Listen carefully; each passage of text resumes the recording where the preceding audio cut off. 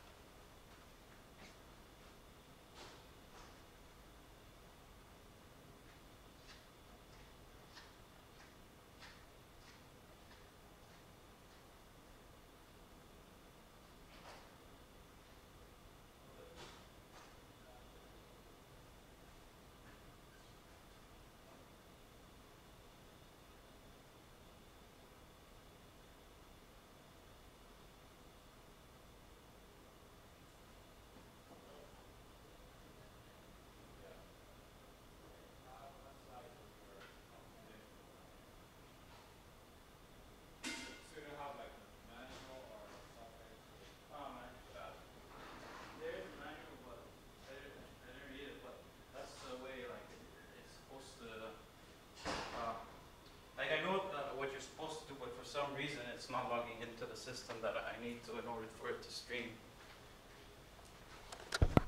So I need Shannon to come here because I don't know why. Because I have this IP address, and once I put it in here, it gives me this. So the password is this. It's not letting me. So that the combination is wrong? I don't know what's the problem exactly. See, it gives me signal here, except the internet one. There's no signal. I don't know why.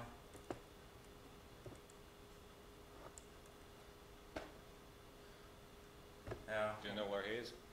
He said he was come, cause I saw him earlier today. I asked him if he could come and like set up the stream because I don't know. I thought I could do it myself, but. All right, fine. Man, I was like having nightmares. I couldn't sleep because of this. I mean, like, I wasn't gonna manage like setting this up on time and making sure because I thought he was not gonna be here, and I'm like, I really couldn't sleep last night. Like, I probably went to bed around 4 because I was like, left, right. Until I fell asleep again.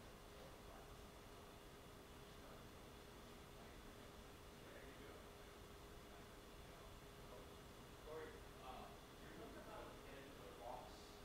Like, you check the IP address, right, for the streaming, and then you can start typing the IP address into the browser, and then the password says admin and username is admin, right? Yes.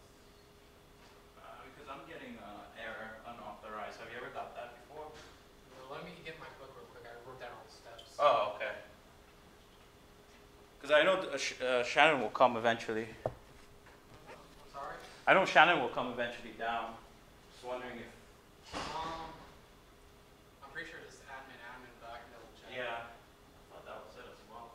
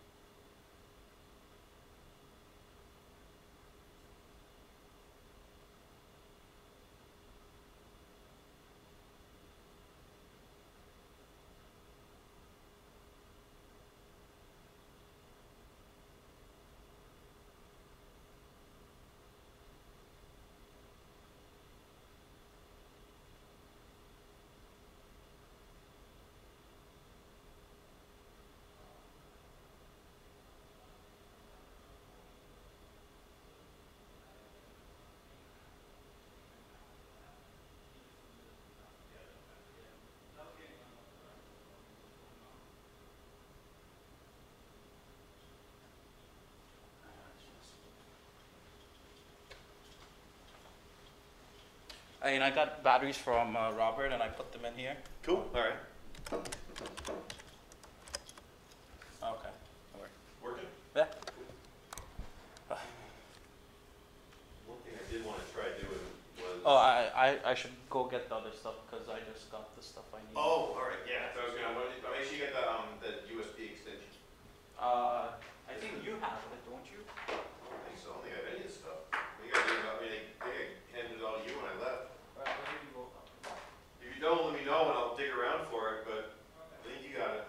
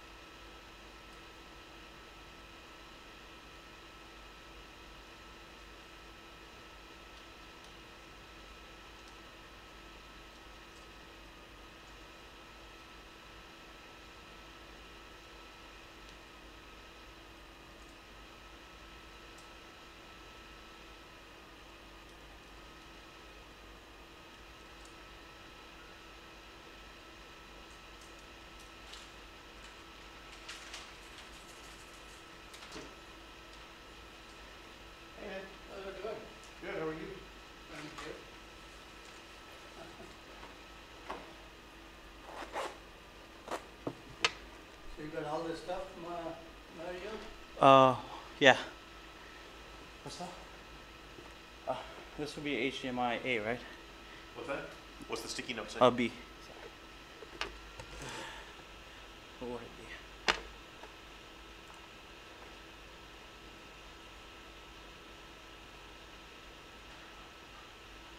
There's no screen here. Pardon? There's no screen.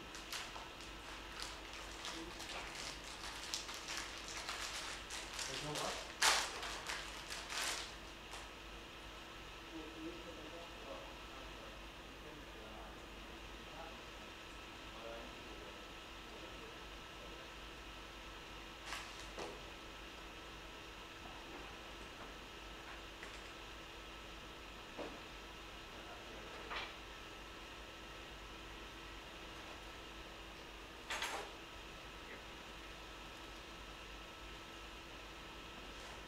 My iPad, I keep forgetting they want me to do that dual authentication.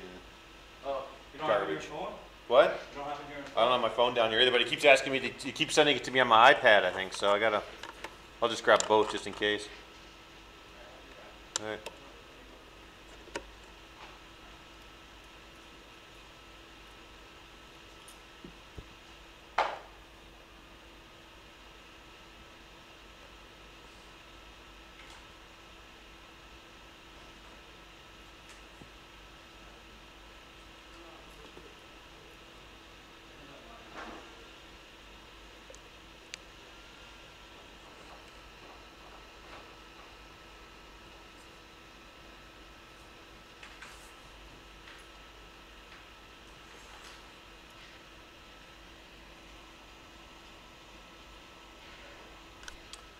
Am I getting a signal from the From the. webcam? Here, grab the webcam real quick. Disconnect the, just make sure this thing's not screwing me up. But bring the webcam over now. Just plug it in directly. See if this-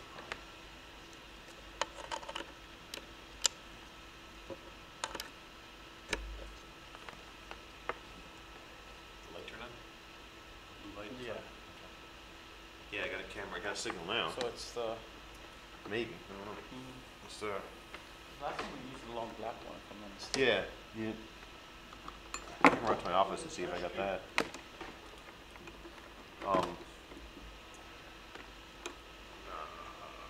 You got all the talks and stuff, right? Yeah, they're in a folder. Okay. Why don't you go ahead and cue those up while I run upstairs and see if I can find the other cable, I'll try that. because I think something's up with that one. No. And then I'll grab my iPad. What is all that? It's a studio, huh? Yeah. We don't need no engineering on live.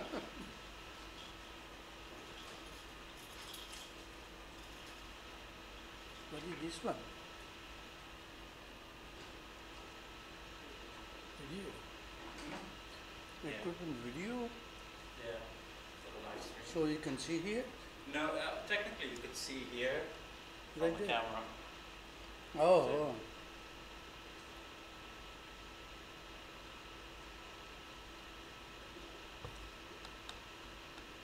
Where do you put our stuff? Um, in this folder here under. Oh.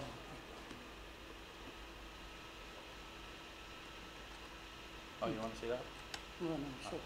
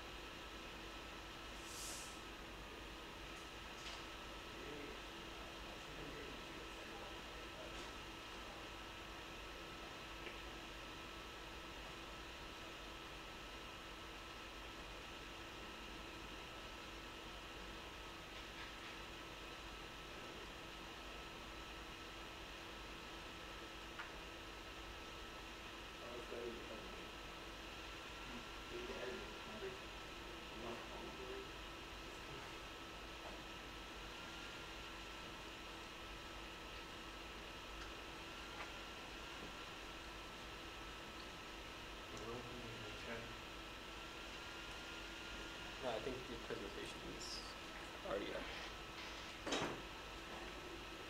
This is you, right? Oh no. This isn't us. You have to wait for somebody to open it up for us.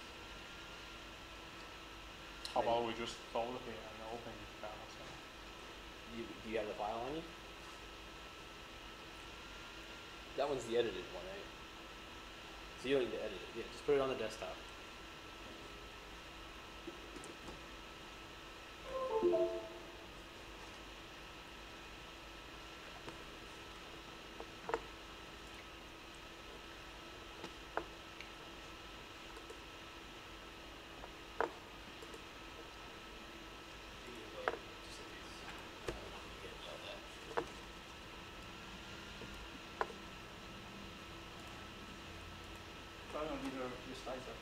Alright. So Yeah. we're Okay. okay. I just wanted to update Oh, okay. That's okay. something we did change. We showed He the just, Oh, we just okay. changed up like one animation. Okay. So he just wants to use that one instead of the one.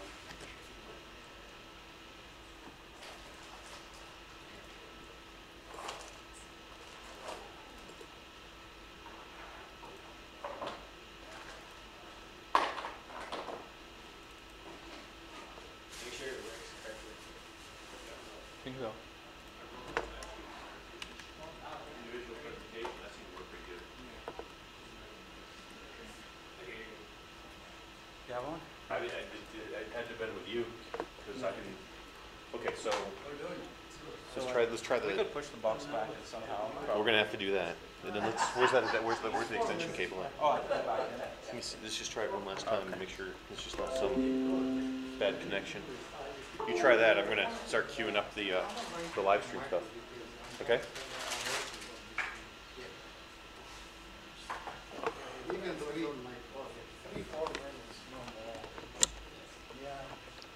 I believe that Anything? what's that? See anything? From this? No, I don't. Yeah, even like this, but it just feels sloppy. I don't know what the deal is. Yeah. Now I got another one over here. Let's see if it can stretch.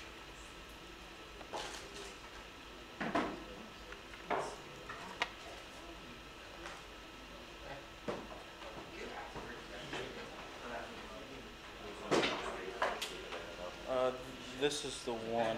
No, that, no, that's it. No, I don't have anything else. No, it was sitting right here. Oh.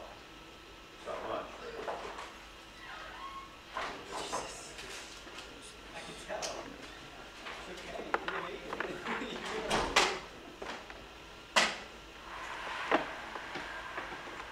I just want to get the camera out from behind the. Oh no! Wait, will you? Oh, sorry.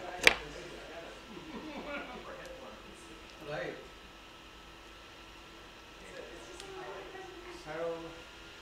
Okay. Go ahead and plug this one in.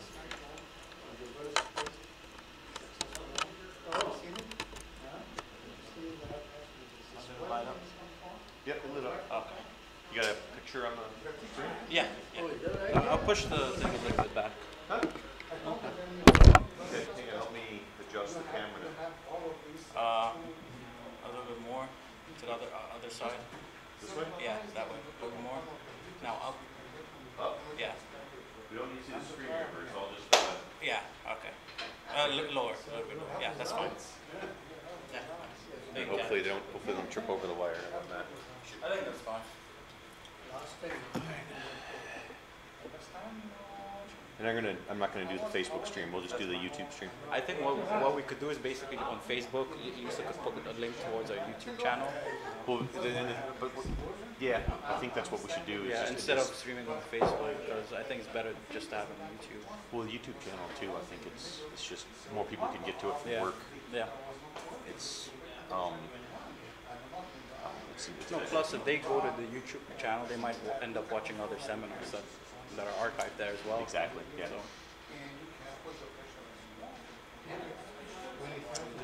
channel. Why it's cold here?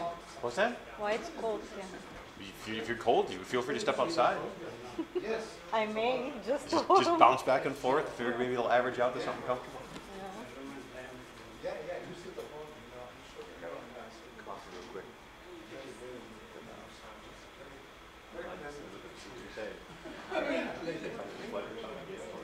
All right.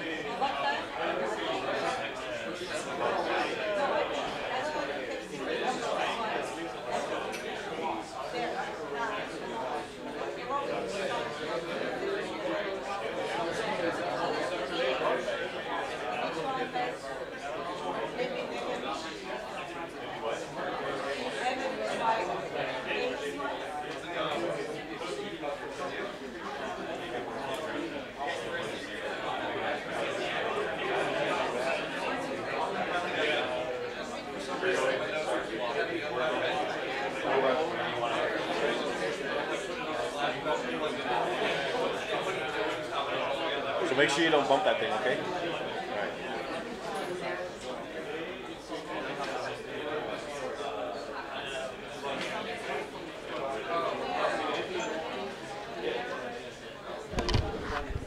Just make sure whoever's talking is wearing this thing. Because that's the audio feed for the live stream. Okay. But where are the presentations? Do you know? Mario loaded them up. I think they're all. Can you just put that? I only see one presentation. No, it's not one. You put it as a one? Did he? Where is Mario? No, this one's just. No, this is just the opening, but Yeah. did Mario put them all together or? No, this is just 13 slides, so that's not. Where's everyone Maybe else? it's in the photos. There you go. Yeah, you just tell me to open them up all together, or you just open up as you need them. How do you want to do it? Please keep it like this. Let them. Don't worry. Here, let me go ahead and get this thing. Make sure this thing's running on the live stream, and then you can start it.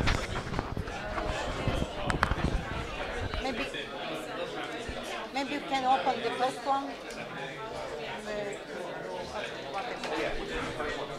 I don't know. No, okay. Just open that one. Bell's already up, so. Oh, yours. Yeah, I mean just for them to see. Maybe try to point that order. I don't know.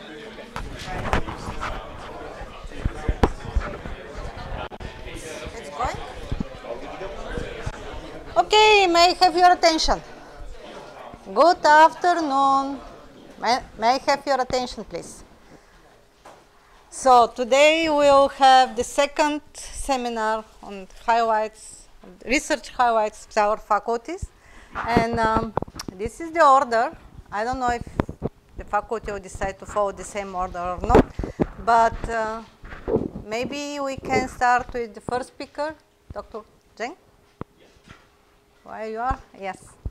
So Dr. Kohm is out of town and you'll be replacing him, so make sure that you use this mic.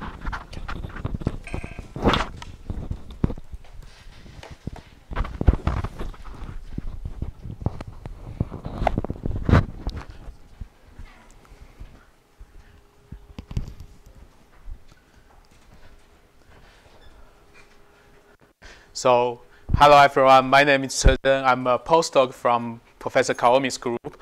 Professor is attending a project meeting today, so I will present on behalf of him about the research work in our group. As you can see from the title of this presentation, our group are the experimentalist group working with the nuclear materials. We specifically work with iron-based and nickel-based alloys, which are the structure and the cladding materials for nuclear applications. As a material research group, we have specific interest in the microstructure of the material. We look at the grain boundary, grain size, dislocations, precipitation, and segregation. We want to understand how this microstructure that actually influence the macroscopic properties of the materials, such as strength, ductility, corrosion resistance. And we also have specific interest in the influence of irradiation, stress, and the temperature on the microstructure. For example, irradiation can induce the point defects in the materials in the forms of the interstitials and the vacancies. These point defects can diffuse within the materials and result in some formation of dislocations, precipitation, and the segregations. So at the microscopic level, this microstructure change actually induces an increase of the yield strength, which is known as the radiation hardening. So we want to find a relationship between the microstructure change and the influence of the material properties. To achieve that, we tried to use the in situ characterization method. So our group focuses on three different areas. The first area is the irradiation effects in the structure and the cladding materials. As we know, for the nurturing radiation, it takes up to several years to reach a high dose. In contrast, if you use ion irradiation, this is a less time consuming and a very controllable technique, which it can be used to emulate the neutron irradiations. So we performed the in situ ion irradiation experiments at the IVEM facility at the Argonne National Lab. This facility houses a transmission electron microscope which is interfaced with an ion accelerator. So the transmission electron microscope is a very powerful tool for characterizing the microstructure at the atomic level. With the combination of the ion accelerator with the microscope allows us to introduce radiation damage into the material and meanwhile observe the evolution of this damage during the irradiation. This kind of experiments provides the information and the kinetics of the phenomenon that occurs on the irradiation. So here I can show you two examples. In the left, the first example is in situ ion irradiation in pure iron at 300 degrees C. As you can see from these videos, the defects created by the irradiation appeared as the white dots, and the accumulation of these defects actually form some large-size dislocation loops. And some of the loops are further interact with each other, resulting in the correlations of the loops. Here in the right, this is another example. Is the in situ ion irradiation in the iron chromium model alloys. As you can see, the in situ experiments allow us to take the pictures at the same area at the different doses. By comparing of those pictures, we can identify the evolution of the microstructure. Another thing we can show here is, if you see here, within the grains, the defects created by irradiation are homogeneously distributed, but near the ground boundaries, there are some dislocation denuded zone. That's because ground boundaries are considered as the perfect defect sinks, which absorb the defects and creating the denuded zones. And the second area we study in our group is the mechanical behavior of alloys. We perform the in situ X-ray diffraction experiment at the advanced photon source at Argonne National Lab. So this facility provides a high brilliance of X-ray, which can be used to investigate the influence of the stress on the microstructure of the material. As you can see from this illustration, we perform mechanical testing, and meanwhile, the incoming X-ray beam allows us to get the diffraction patterns showing us the rings, and those the collection of the X-ray diffraction data can be treated by a series of very complex steps, and the final result allows us to understand how the lattice parameter, the dislocation density, that evolves as a function of the strand. And the last area we study is the stress cracking of stainless steel. And here in NC State, we designed and built a tensile machine with the stress corrosion chamber. So the sample is put in a humidity environment, and the machine allows us to control the temperature, the humidity, and the load. And combining this tensile machine with the X-ray beamline, we can get the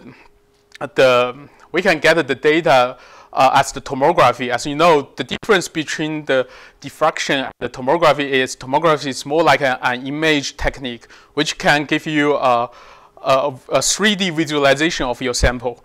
So, like here, we tested some stainless steel which has been pre-cracked at NC State by fatigue, and the tomograph data generate a 3D reconstruction of the shape of the crack. And if you compile the shape of the crack before and after the experiment, we can figure out that the crack finally open up and create some branches of small cracks due to the stress corrosion. So that's all the studies we do in our group. So if you want to learn more about the nuclear materials and the radiation damage, you can register for the following class. You can also send an email to our professor. Thank you for your attention.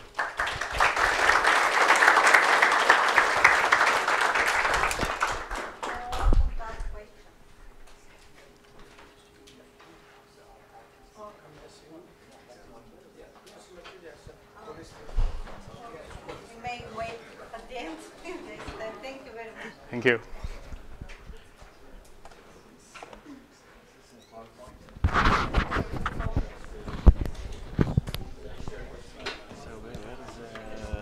It's in the folder. Okay.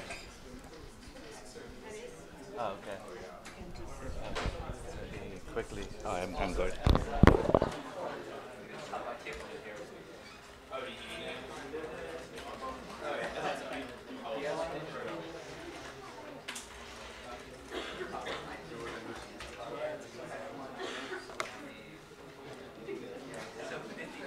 So, good evening, everyone. I'm Jacob Lee. I mostly work on materials theory and simulations. And as a simulation person, I closely collaborate with two colleagues here, Dr. and Dr. Kawami too. And also, we have a new project with Dr. Borum on concrete. So, this is good. That's fine. I think you have to use it for the record. Okay. You can keep in mind that the camera is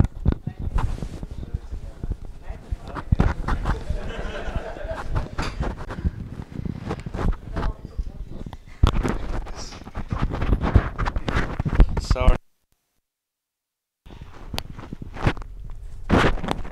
So I work on several materials for current and next generation reactors.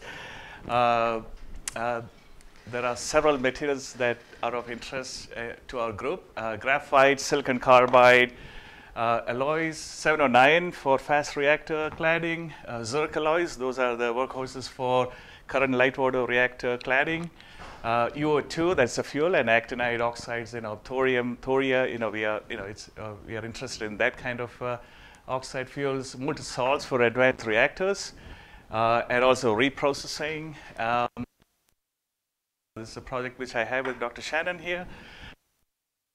Like I said, I have this project with Dr. Borum. So several of these projects, I have collaborators within the university and also outside the universities with national laboratories and also other universities. Okay, so among all these materials, I don't have a particular preference for any. Although, depending on, over the last several years, I have been gravitating towards ceramic materials, such as graphite, silicon carbide, and also UO2, actinide oxides. And a small part of me likes like basic physics, material science at a fundamental level. So I'm interested in nanoscale materials, defects, thermal transport, low-dimensional materials, phonon descriptors, beyond phonon descriptors, nanotribology, slow aging, creep, frustrated glacier dynamics, and in general disordered materials. So the bunch of areas which our group is interested in.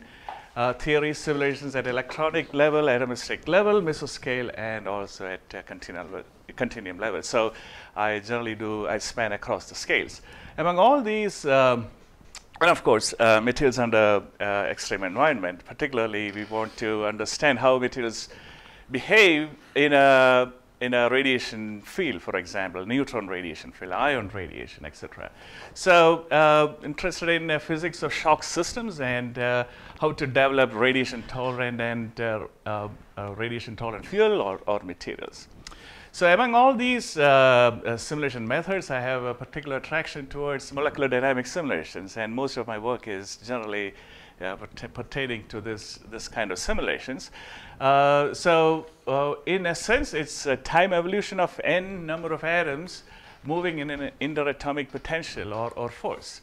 So only one input is needed, and that input is actually the force between the atoms. So I'm showing two examples here. I can, on the left-hand side we have the solid state. On the right-hand side is disordered phase, liquid, for example, amorphous states, for example. And the advantage of molecular dynamics simulations is that, using only one input, which is a force between the atoms, we can simulate all states of matter. Now, that's very different from the classical way we look at engineering materials. For example, we look at, we have specialists in solids, we have specialists in gases, we have specialists in colloids, and so forth. If you go down all the way to the level of atoms, we can actually study all states of matter. And that is particular advantages because we can study disordered states. What happens if we bombard material with neutrons? We can actually go down to the level of atoms and actually look at and figure out what is happening there. There are limitations too. We cannot, for example, study a huge system with billions and billions of atoms. We can study millions of atoms, but certainly not the Avogadro type of numbers. But then we can get real nice, we can get very useful information. We can compute properties. So let's look at what we can do. Solid state, you can see atoms vibrating back and forth about their equilibrium positions, and liquid state or amorphous state. Atoms are actually jumping from one place to another. So this is an example of a diffusive state, diffusion, as in liquids, amorphous states. Whereas here we just see only atoms vibrating back and forth. Okay, now how do I go back? Let's see. Nope. Sorry.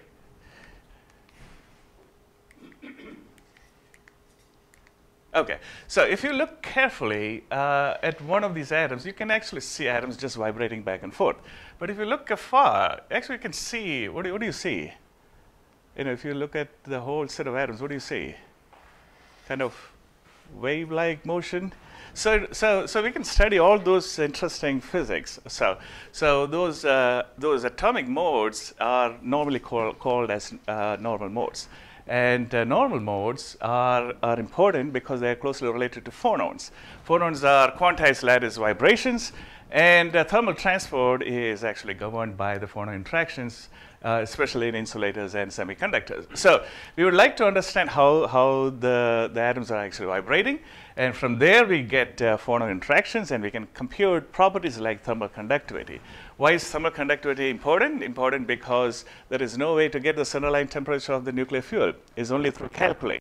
Calculation needs input, and input needs properties. And properties, this is one way to get it.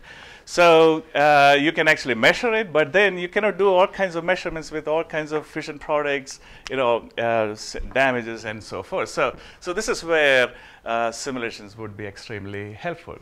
So as I said, I'm also interested in basic physics. So one of my previous students, who is now a postdoc with me, he looked at these normal modes, and he actually found out that these normal modes actually obey quantum mechanical rules, even in the classical regime.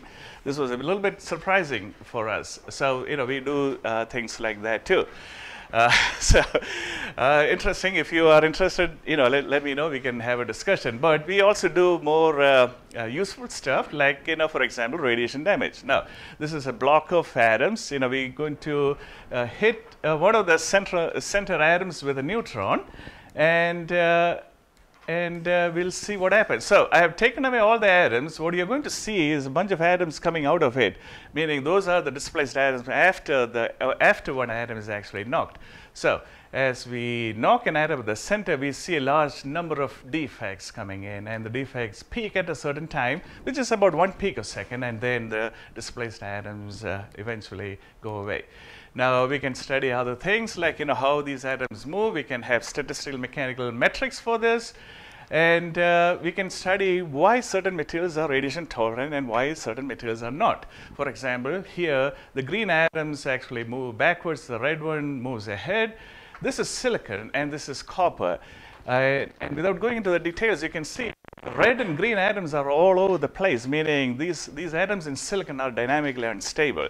So this is one precursor which I've seen from molecular dynamics simulations which attest to the fact that silicon is easily amorphizable by neutron irradiation. And copper, in contrast, is a very stable material. So this is one useful thing which comes out, and of simulations, and this was published recently in Phil Mag. So there are other things, interesting things like in UO2, thoria, and so forth. We have seen interesting atomic-like diffusion mechanisms which will have an effect in accident conditions and so forth. So let me not go into too much details, but all about atoms, that's what our group does. Thank you very much for your attention.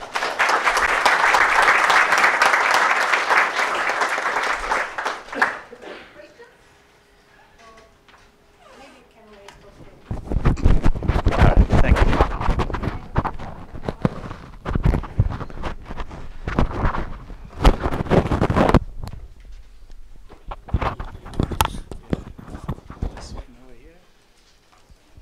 Oops, sorry.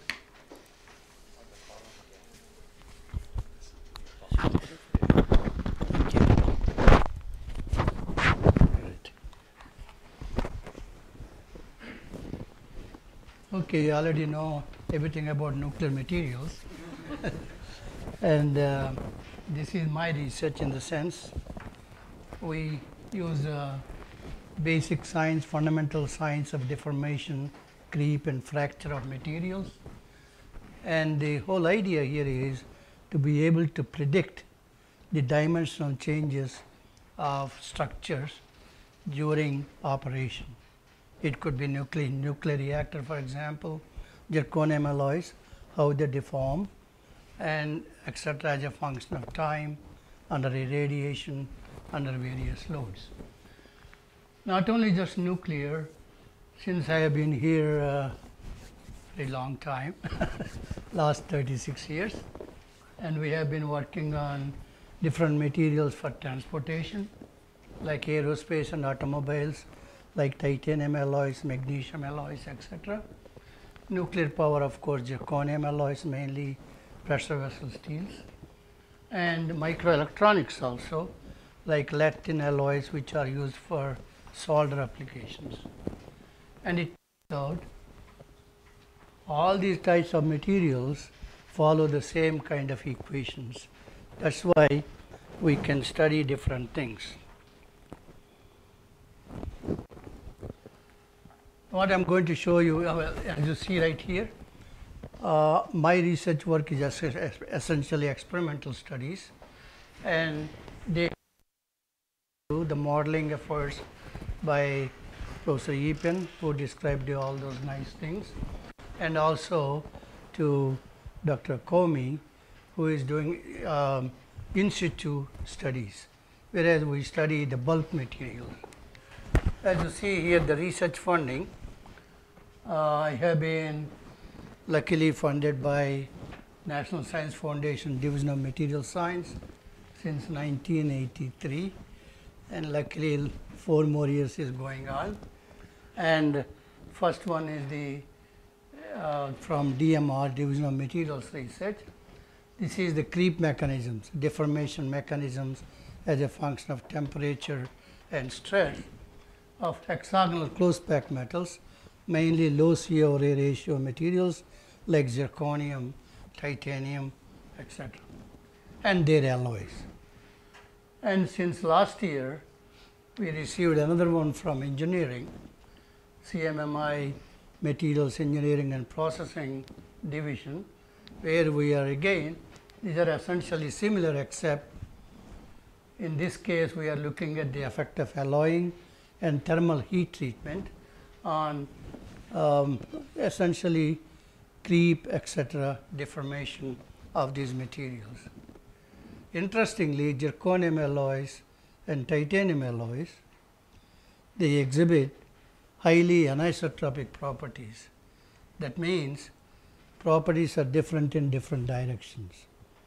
That's what makes life complicated, at the same time interesting. And in addition to that, recently, since last few years, we have been funded by DOE and EUP, and one project I am the PI, and 3 projects I am the co-PI.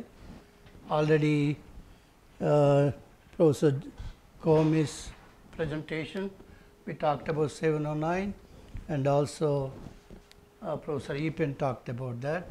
That alloy 709 is for next generation nuclear reactors, and I will show you some few experimental results. And again, in the Dr. Comey's presentation, he talked about stainless steel stress corrosion cracking, which have application to the problems one encounters in the dry casks, where you have the spent fuel, put in there. But I will show you some pictures. Those dry casks, they have the stainless steel, essentially wells, which get corroded due to marine atmosphere. And these two are essentially Professor Epen's work. I am just a PI, a co-PI. We are essentially following together the microstructural aspects, and that's where I am involved in. And then we have completed radiation effects on nanostructured materials. I'll show you one small slide on that. And also earlier NEUP on irradiation creep of graphite, again in collaboration with Professor Epen. So you can see we collaborate quite a bit among all the three of us. And also NEUP IRP from Texas A&M as the principal investigator on the reliability of used nuclear fuel cladding during dry storage. See, what all our work has been, as you know, this is the PWR, this is a BWR, and this is our zirconium alloy tubing, and also the grids, intermediate grids, they are also made of zirconium alloys. So they make the tubing, it has to start from big tube shell, and when they try to make this long 13 feet long tube, quite often they crack. And that's what we are concerned about, what is known as formability of this tubing. If you happen to go to GE Wilmington, you see some of these machines. And it turns out the crystallographic texture of zirconium alloys controls fabricability. All those things we study. In this particular studies, what we are concerned here is, once they are in the reactor, they are exposed to high temperatures, various loads like external pressure from the coolant and radiation. And concern is, can we predict the change in the diameter and the length of the tubing as a function of time in the reactor? In addition to that, once the spent fuel goes into the dry storage cask, as you see here, as soon as we take them out from the swimming pool, the temperature starts going up. And also you have some fission gas inside. So they might creep and fracture, which you don't want to do. So once the spent fuel goes into these casks, they want to know how long it takes before a fracture occurs. So from a doctoral thesis you don't want to do for 100 years or 10 years. So we do tests at high temperature, high stresses, but then using the various models, we want to be able to predict the change in the diameter and the length of this fuel rod for like 100 years or 1,000 years. That is the major objective of these. As you can see here, this is a temperature profile. This is how you predict the change in the diameter versus the time. As you see here, HANA is an alloy from Korea, which is nothing but zircaloy 4 plus some niobium added to that. And one of my students, former student, Dr. Kombaya, studied the creep. Now Pratik Joshi and Micah Tillman, both of them are working on my NSF grants to look at the effect of annealing and recrystallization on the biaxial creep of these materials. In addition to that, we got some materials from Oak Ridge on ATF, accident tolerant foil, which are known as FICRAL, iron, chromium, aluminum tubing. That's what we are studying, the burst properties as well as creep characteristics. And the one we earlier talked about, alloy 709. Oh, time is running out. Okay. And as you see, this is our thing, in the sense that's how we started the work. It started in 2016. It goes up to next year, October. And Abdullah Alamoria has almost completed his work. He is writing a thesis. And interestingly, what he found was during dynamic strain aging, the ductility increases versus for stainless steel, it becomes embrittled. He is also studying the creep. He already completed that one.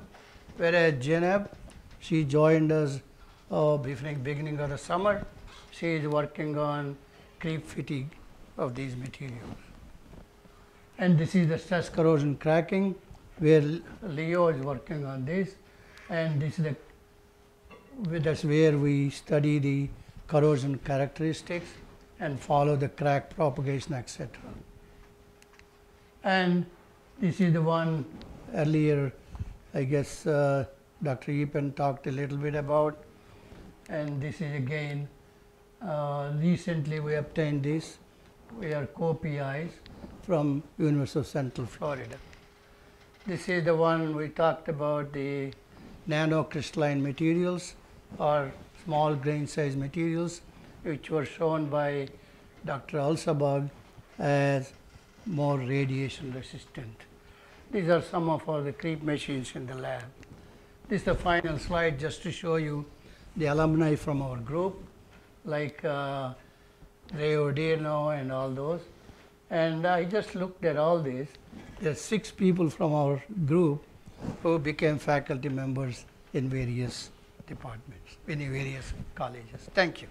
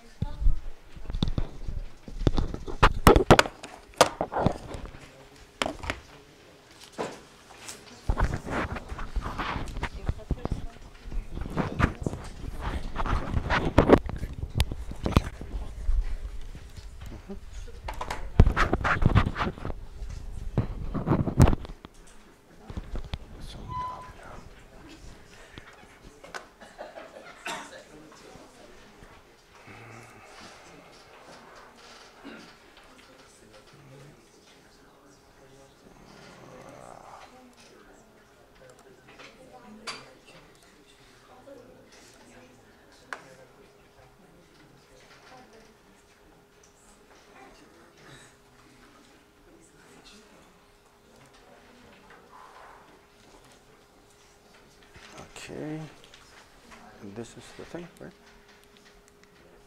Okay. Okay, so let me go there. Oops.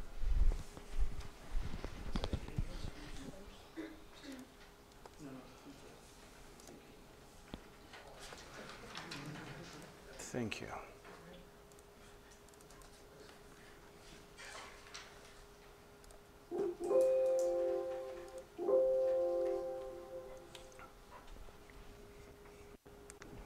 Okay, so a couple of words about my research interests. This is about computational physics, particle transport theory, numerical analysis, and of course there are a lot inside, and I will talk about this, and I will talk about some projects that I do with my students. And of course those interests, they were formed by my background and experience, and I got a degree in physics from Moscow Institute for Physics and Technology, and then PhD in physical and mathematical sciences from Institute for Mathematical Modeling, which is a research institute in the Russian Academy of Sciences. Then I worked as a research scientist at Keldysh Institute of Applied Math and Institute for Mathematical Modeling, and then I moved to Texas A&M, where I was visiting assistant professor, and after that I arrived here, and I'm still here. So now about computational physics. It's huge, but there is some interesting area where we model interaction of particles and matter. And first of all, my primary interest is neutron transport and photon transport, or so-called radiative transfer. But there are tons of things that under this last bullet, and things that my colleagues discuss here, they can also be involved here, for example, because equations and methods that we develop can be used for phonon transport. You can use this method to simulate semiconductors. You can do atmospheric sciences problems. There are tons of different things, and that's about applications. And of course, if you take these two first bullets, then main applications, of course, nuclear reactor simulations, or systems that have neutron transport, and of course, high energy density physics, like, for example, radiative hydrodynamics, inertial confinement, fusion, etc.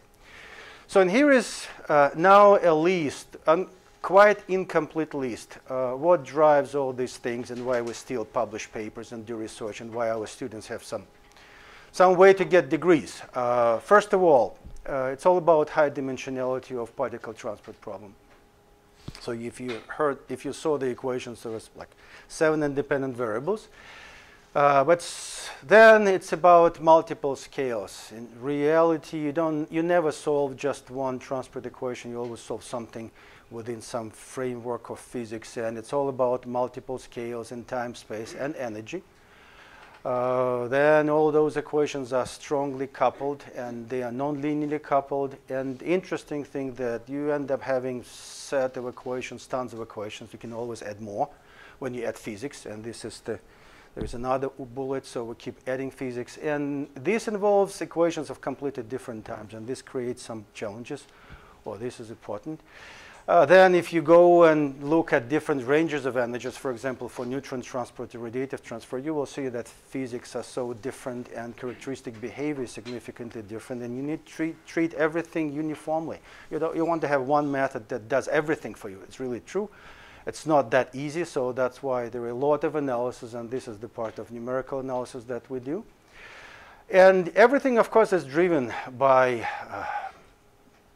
dream to get as better resolution as possible.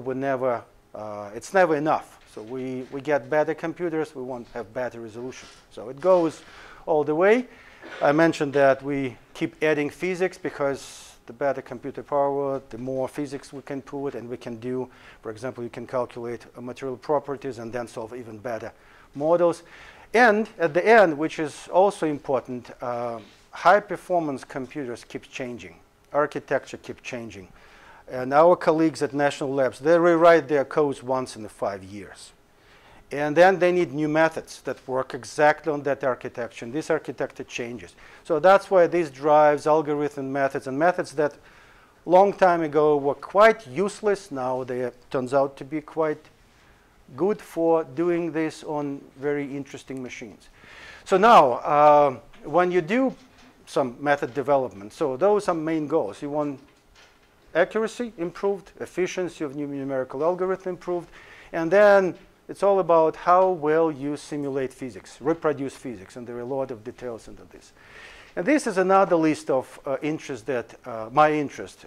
So if you do particle transport and computational physics development, so it's all about discretization of PDEs. Then you need methods for, thank you, methods for multi-scale problems. You use methods. You need to come up with some acceleration methods for various iteration process because it's a large system of equations. Then you need methods that can deal with coupled physics problems. There is also homogenization theory involved in a lot of problems, especially reactive physics. You work with some asymptotic analysis because these can help you to understand how you approach some limits that characterize physics, specific physics phenomena. Domain decomposition methods. Again, it's not the complete list. And projects. First of all, methods for large-scale neutron driven by interest in full-scale neutron transport calculation in the core. And what we try to do here is to address the fact that you have extremely sophisticated structure, and you always want to have more groups to resolve everything as good as possible. And if long time ago 10 groups were enough, now people go in more and more, and like scale has 44 and 238 as a standard. Chiasma has even more. So then the question is, how do you solve this problem with that many groups? And what we can do is we can do some interesting illustration of just illustration that what kind of, there is a lot of how to form the equations on different grids, how to walk through these grids, etc., etc. And an expert in this is Luke, with whom I work here. So another group of methods is for transport in complicated, which is geometries related to symmetry. So if you have something like this, inertial confinement fusion, your target is initially symmetric, and then whatever happens also at the beginning quite symmetric. So you can assume certain rotational symmetry, and you can try to simulate this using this. It's a 2D problem. It's difficult to do it. But then you have turbulence over there. So this RZ geometry that accounts for rotational symmetry can help you. But unfortunately, the transport equation is quite ugly in this case, and that's why it involves a lot of sophisticated methods.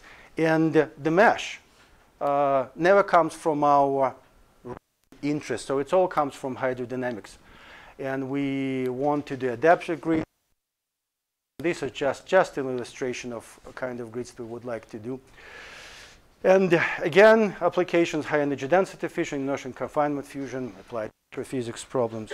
And Jesse Jones is the expert in this, so he works with me with this.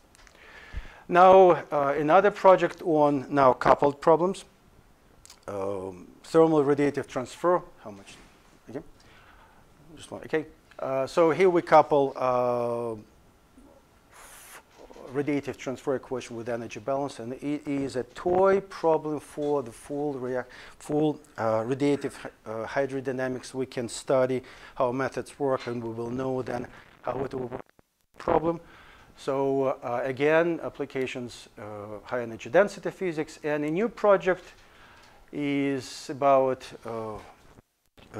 models with reduced order, so reduced order modeling for radiative hydrodynamics, and there are a couple of parts, thermal radiative transfer and radiation hydrodynamics. We'll take some interesting methods, multi-level method that can reduce dimensionality of the problem, combine them with formal mathematical approaches like proper orthogonal decomposition and proper generalized decomposition, and we will go and try to help our colleagues at Sandia National Lab. And I collaborate with Oregon State here on developing reduced order models for their type of problems, and I have a couple of students who work with me, Joseph and Pedram. And so to be continued. So this is just a short list. Thank you.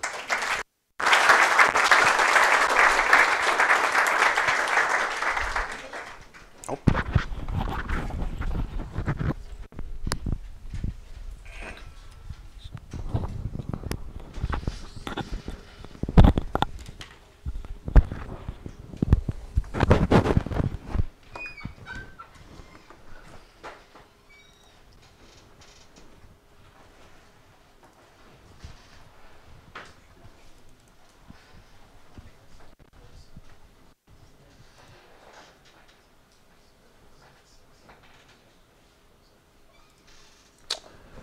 All right, good afternoon. I'm Yusri Azmi. I have a group here at NC State that is the Nuclear Computational Science Group. If you're not familiar with what nuclear computational science is, it's basically a good combination, a good mix between three elements. The physics or engineering level, reactor, detection, system, whatever. The application that you're interested in, it has a good dose of mathematics, analysis, understanding of the numerical methods and the algorithms that are used to solve this particular problem, and then computer science, because ultimately you want to take whatever it is that we develop, put it on a computer and get a decent solution. So understanding how this is workable on an advanced computational system. The general, before I get into the nitty-gritty, the general direction or program for the research that we do in my group is based on or seeking the development and application of numerical methods. This is where you take a differential or integral differential, in our case, equation, and apply discretization methods to make it a numerical method that then you can throw on a computer. This is much of what Dr. Anistratov was talking about also, so we have a lot of commonalities. Then we take these methods and we apply some analysis, mathematical analysis tools to understand the error that comes out of this discretization. We also apply performance modeling and analysis to understand when you actually take this method, put it on a computer, what do you get and how well do you get it right. And then very infrequently, but it happens sometimes, that we approach a specific application that has a challenging transport issue, and we devise a very specialized, innovative method to address this challenge in the most efficient computational approach. And I'll show you an example of that. The centerpiece of the work that we do in my group is the Thor code. Thor is a code that was developed when I was in Penn State, but I brought it with me here and is now maintained in my group. It's basically the transport equation solved in steady state using the multi-group energy discretization, using discrete ordinates for the angular discretization, and using unstructured grids tetrahedra in particular with the short characteristics, the arbitrarily high order transport characteristic method for the spatial variable. Thor has features like every code, so we do have a decent verification suite to check when we put something new in Thor, and this has been developed over the years initially via an NUP project, and then we continue to do that. There is an ongoing validation exercise, so every time we meet a new problem that is worthy of transport solutions, we try to develop a validation exercise to gain some confidence in the applicability of Thor and the underlying nuclear data to these new configurations. It's capable of solving fixed source as well as criticality problems, and there is a whole bunch of ways of solving the criticality problems. And it has some advanced features to break cycles. These are very peculiar things that happen specifically in unstructured grids that are generated automatically. So I'm going to go very quickly over the types of projects and recent research, whether current or recent, that has happened in my group recently. The first picture here is from an experiment that was done in the DAF facility. Sorry, this is in Oak Ridge. And it's basically this is one of these examples where we devised a new way to solve a transport problem. Here is where you would have the hold-up problem. You have a source of radiation in an enclosure. That enclosure could be a big hangar or something. You're talking about literally tens, maybe hundreds of cubic meters. And you don't know where the source is. So we use a Bayesian predictive modeling capability to be able to locate the source, both in space and in energy distribution. And this picture here is an experiment that one of my students did at Oak Ridge in order to measure results based on which we could validate the DIMP. DIMP is the name of this approach that we devised for that. So the second application here is a residual estimator. This is an error estimator that one of my students developed. And you want to know the area, of course, for multiple reasons. One of them is to be able to quantify the confidence that you have in the correctness of the solution. And what you see here is a distribution of the error estimator divided by the true error for a given problem. And it shows where, locations where the error is good and locations where the error is not terribly good. Here we're not interested in where the error is big or small. Here we're interested in how well we can estimate the error, whether it's big or small. This is a research by a student who finished his master's recently. Ray effects is something that, a defect basically, that affects discrete ordnance methods.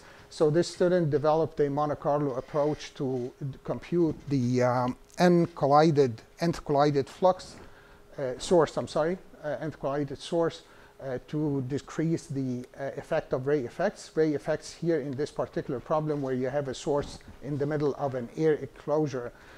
If you think through the problem mentally, you'd see that the maximum flux should be at the center. Here you see that it's at the corners because we're using an S2 quadrature. With the same S2 quadrature, if you use the fourth collided flux, you see that you've moved back the peak to the center. This is the work of another student looking at angular discretization error. So just like we are interested in the error from the spatial discretization, we're also interested in what happens from the angular discretization. Here are a bunch of quadratures, and you see that asymptotically the standard or the traditional quadratures have first order convergence. This is deceiving a little bit because ultimately these come back and become asymptotically quadratic. Quadratic is still better than linear, so we learned something here. This is a validation of Thor. This is where we use the this is a plutonium ball, weapons grade, and the student actually made measurements of this and compared using the mitigation for ray effects method that I showed you earlier. He shows that with increasing number of collisions, you can approach the correct answer way better than if you went with the increasing the number of collision angles in a quadrature. I'm not going to go because we're running out of time. This is a case of a student who did massive parallelization, up to 32,000 processors on Jaguar PF. And his interest was in figuring out why the black and the green line grow way too fast. In a weak scaling, ideally you should see a constant change with increasing P, and it turns out to be communication, so he's looking at ways to fix that issue. Here's a hybrid acceleration method to improve the convergence of the inner iterations in a discrete ordnance calculation that is based on asynchronous spatial domain decomposition. Why are we interested in asynchronous? Because it alleviates the burden of determining in advance the sequence of a sweep if you had a synchronous spatial approximation. This is self-explanatory. It's basically visualization and automatic mesh generation techniques that go hand in hand with Thor. Thank you.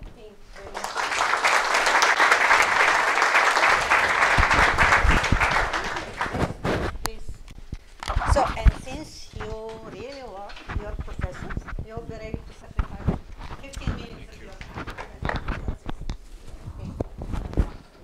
All right.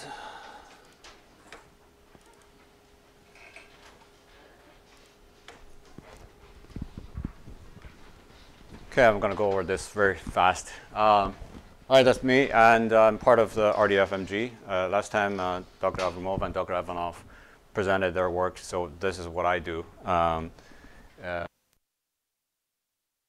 great idea for me, to everybody to come here to present to the rest of the department, because it helps us to, force me at least to answer the important question, what do I do? And do my student do? So this, I draw this picture last night and I show it to my daughter. by the way, who is 7 months old, and she looks very pleased. So I'm very happy about this.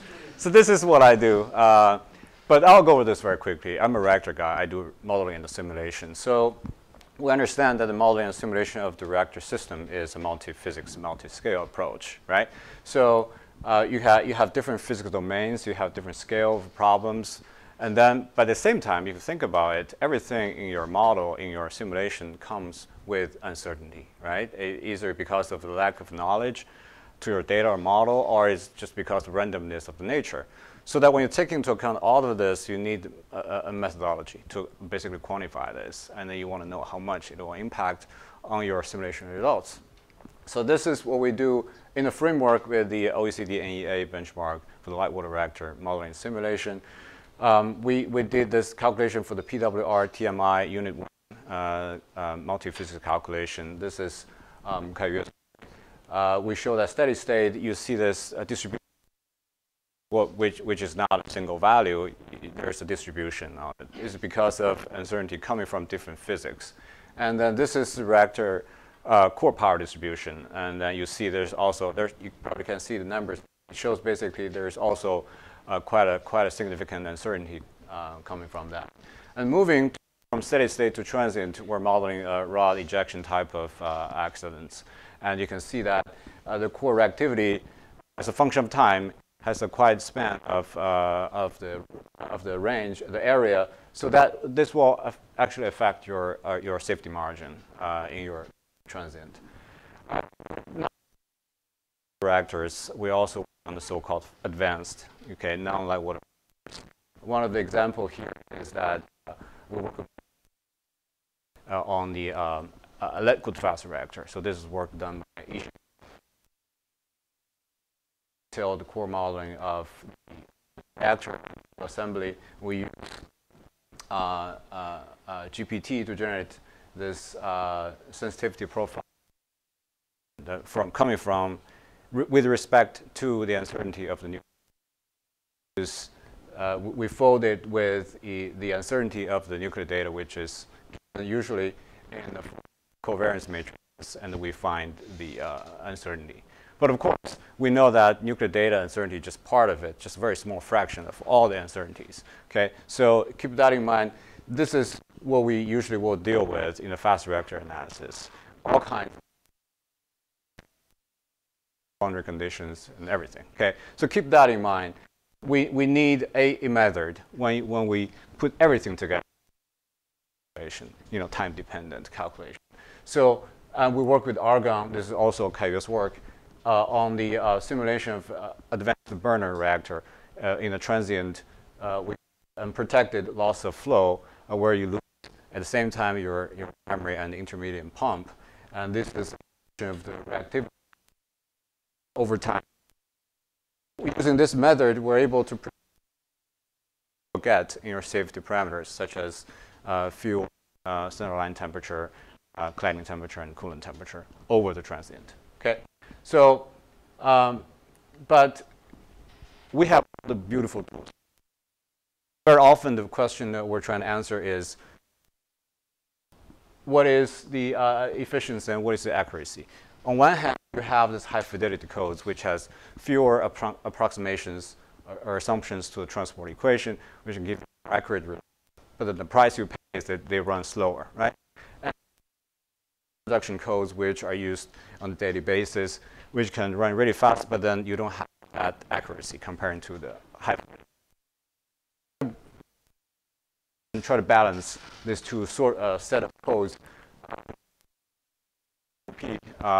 Project that was led by Dr. Avramova. We're looking to develop a multi-level embedded iterative approach to couple these two setup tools. Involves the cross-section generation, unity factor generation, and try to accelerate the calculation, but not to lose the accuracy. So this is actually a two-way traffic. You can understand as accelerating the or to improve the accuracy of the low fidelity codes. Another example I'm giving is that sometimes you don't need that high resolution of results. Okay, probably it's okay to have the pin solution. But then in this case, if we talk about the pin average solution, not a good. Okay, so that's why we need to look into some lower order transport modified PN, SP3 here. But then problem is that you need the help from correctly constructed unity factors so that you can correct your SP3 results. This is ongoing work as led by Yu Chao. Okay, so when you have your code methods, what you do is verification, validation, right? This day we work with other collaborators. We started up this time-dependent neutron transport benchmark, the so-called C5G7 TD. Okay, so this is based on very famous C5G7. The idea is that we set this platform, and in the end, we'll provide a fair comparison of code, so everybody know what they're missing, how they can. Very preliminary results that we collected. We're also contributed as a participator. So some of our. We also do design and optimization. Okay, so basically we're trying to do everything to improve, to make things better in the reactor. Okay, in the case of advanced burner tech reactor, we are talking about these. Also, keep in mind we have a list of constraints we try not to violate. A good algorithm to deal with this multi-objective problem. So that's why we chose generic algorithm. That's not the only one that can be used here, but it can actually push design to as close as possible. And you can pick your optimal solutions from the surface here. Our algorithm can be. Okay, so these are research activities. And it started, but then I just want listeners here to acknowledge the from the students. I ask for another 30 seconds to advertise this simulation lab because it is open to everybody in the department. Okay, so we have a generic PWR simulator on the second floor of this building.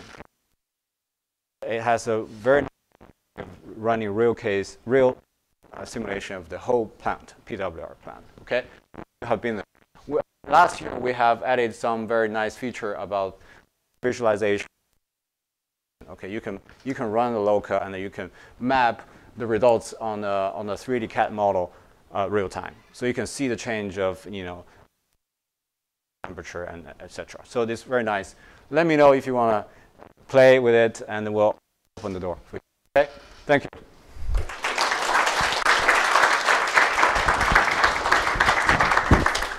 apologize for overtime, but we have two more professors, so if you don't have a time conflict with another class, I would appreciate if you stay. Thank you very much.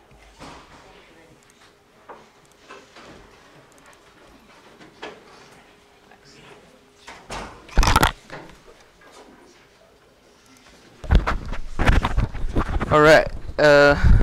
I know I'm between this seminar and your dinner time, so I will be quick and on time, okay? And so a little bit about myself. I'm relatively new. I joined NC State last year from Department of Energy's Brookhaven National Lab. My area is on radiation detection, both on, as you can see from the title, detect materials and detection devices. And so what do we do in the group?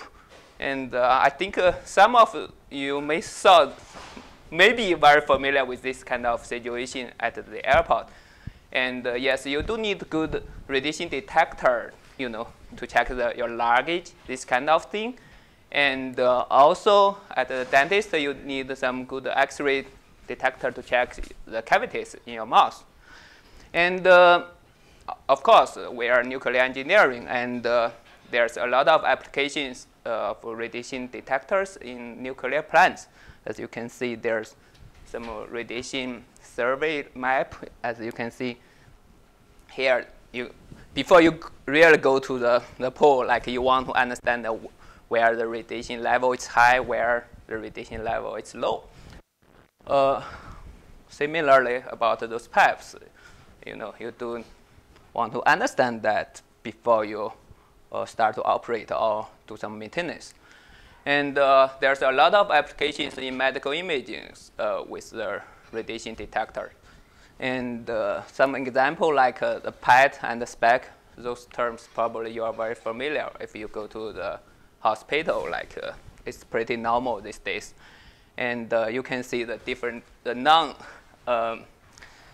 some organs, they are normal, and some organs, if they're not normal, if there's some tumor, this kind of thing, the distribution of radioactive isotopes, they're not uniformly distributed. With a good radiation detector, you can easily distinguish that. All right. Of course, for environmental study, like this, some picture of Fukushima accident, and you want to do some environmental survey to get an idea how those radiation distribute. And of course, in one word, like this kind of research, it's mainly driven by the application, because there are so many applications related to radiation detectors in our society. It's so useful. And I want you to get an idea how you can make a good detectors. And it all starts from the detector material growth, like this is some example about some compound semiconductors. Of course, we can also work on some scintillator material and so on, also some neutron detectors. And from the detector material, then we cut and polish, we deplete the electrode there, then fabricate that into modules. And then we assemble those modules into some devices. Like you can see this, we put a different module into, assemble them in, and then put them into a system.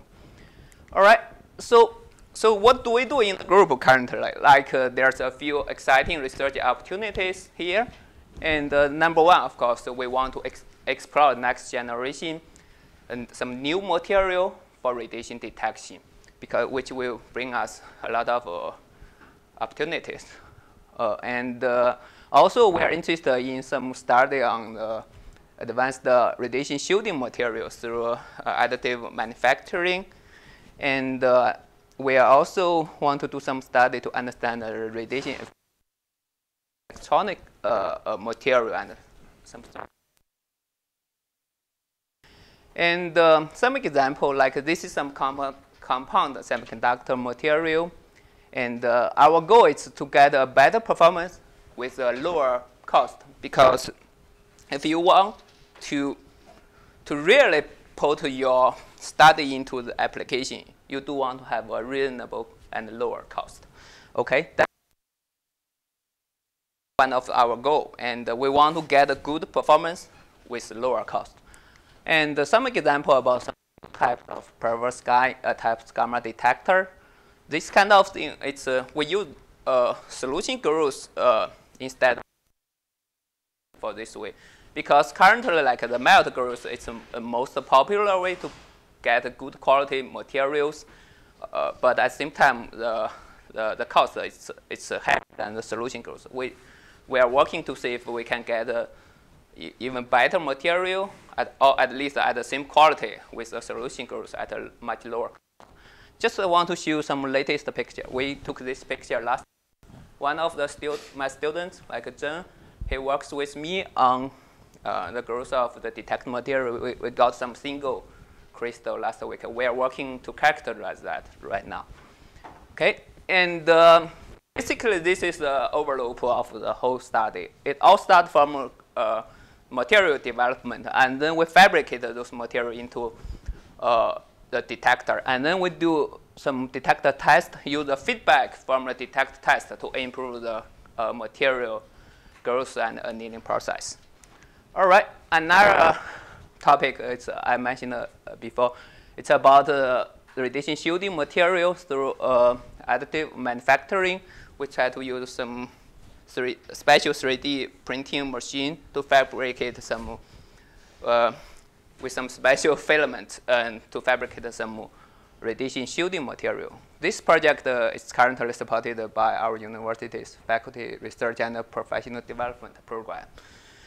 And another thing is we try to understand the effect of electro and optical, electronic, this kind of material. We want to understand the effect of radiation on their performance.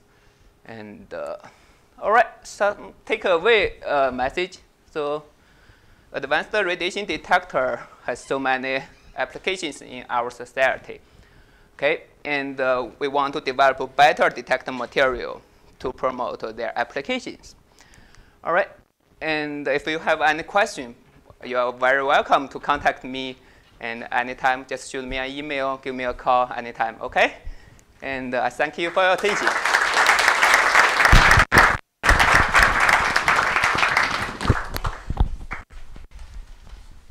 Thank you again.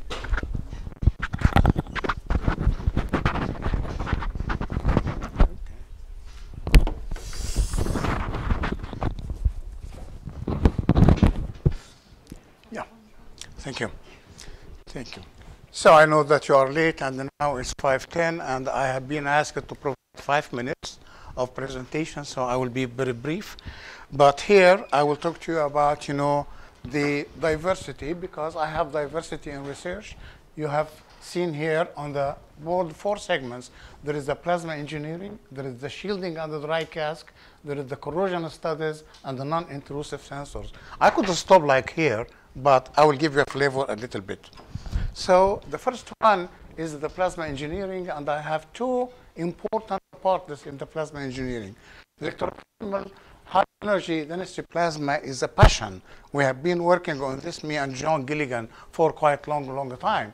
And it has so many applications. It is a source that can provide high heat flux for determining the surface survivability. And also, it is a very good simulator for the disruption and the quench phase in future fusion reactors, as you can see in the upper one.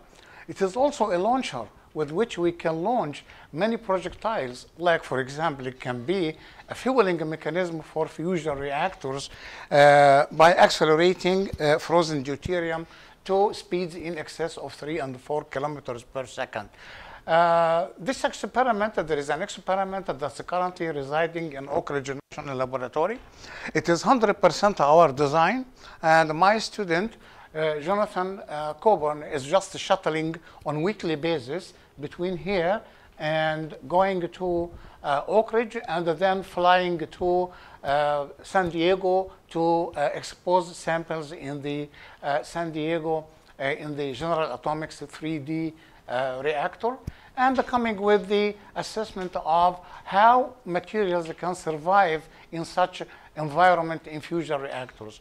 This is operational with very high current. You can see the current here in the range of several kiloampere.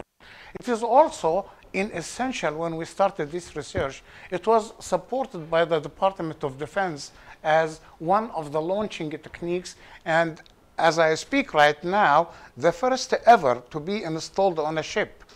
It's now operational, and we carry the credit for being, providing all of the studies that we provided over years. I will move very quickly to the atmospheric plasma. Atmospheric plasma is a subject that's fast expanding. You have heard a lot from Dr. Shannon. You have heard also a lot from Dr. Stappelman about the atmospheric plasmas and how atmospheric plasma can serve in agriculture, in water purification, and in medicine. I'm involved in this research, and this is the device that we designed and developed, and it currently resides in the College of Natural Resources after moving it from the College of Textiles. We were doing this functionality for textiles, making a textile to be highly antimicrobial, insect repellent, fire retardant, name it. I will give you just a very quick example showing you how the surface modification can provide high antimicrobial, and this is a strain of E. coli, and this is pre and after the exposure to plasma. This picture was taken also inside of the device where we have samples of cotton on the top, and down here it's part of vegetables, and we used this to provide sterility and provide the mortality to arthropods. If you look carefully, you will see that there are insects inside. This is enough for this now, and I move to the second thing. The second thing is on the shielding and the dry cask, and I became very interested in all of the shielding and the dry cask for about several years ago.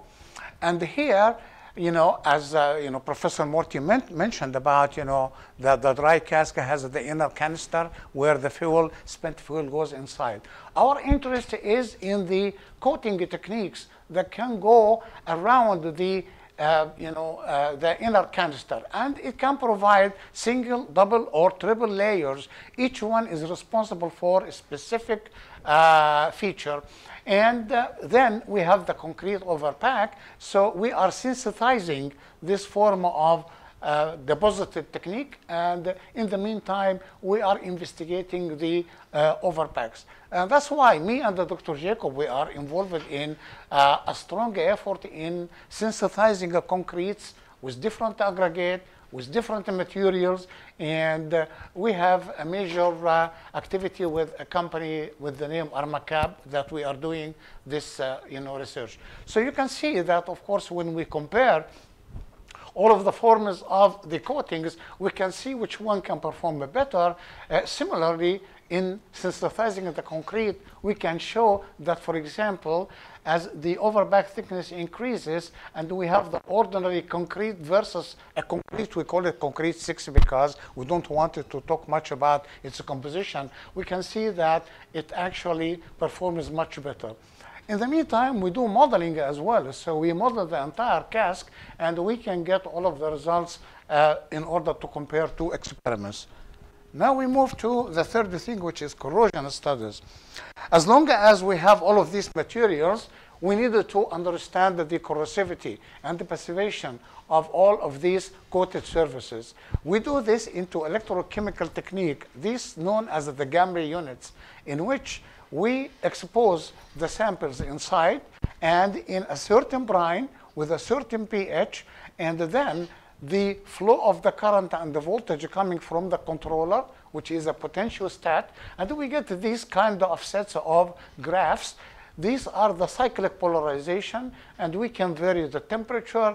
Then we can solve for the equations, and we can predict the amount of corrosion per year, because you want, of course, to have this to survive for 300, 400 years. However, we also look into the corrosion in terms of submersion into circulators, where each circulator has a certain brine at a certain pH, and then we can start looking into the corrosivity and either when any corrosion observed. And here you can see that this is 40 days, for example, running all the time. This is ongoing, and it's a very interesting research. And so you can see that all of the work that we do for corrosion is still related to the work on the first slide and the work on the second slide. Then we move here to the non-intrusive sensors, and the sensors are important subject. Dr. Guy just mentioned that sensors and developing sensors is an important thing. We have this as a concept for the sensors where the sensor is not embedded inside of any volume. It depends on wave theory. It depends solely on transmitting and receiving a form of ultrasonic wave that's excited with laser beams. And if you look to the top, you can see that we are launching the wave at a certain point, and then we have the receiver at the other point. Anything here in the propagation is function of the temperature and the function of the pressure and the function of the flow. So you can see that from these graphs, we can determine the temperature without being intrusive inside. Similarly, we can get also a measure of have the piezo crystal launching a surface wave is propagating and going all the way to where, can distinguish between water of the level. We are developing a system, an experiment in order to experience all of this.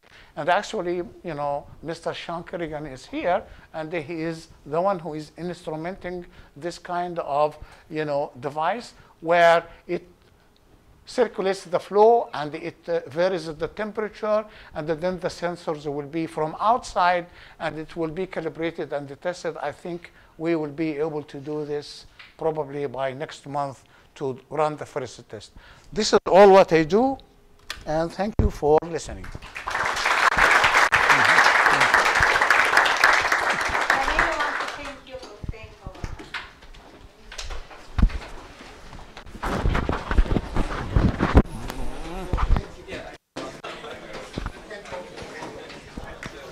Just a quick and this weekend.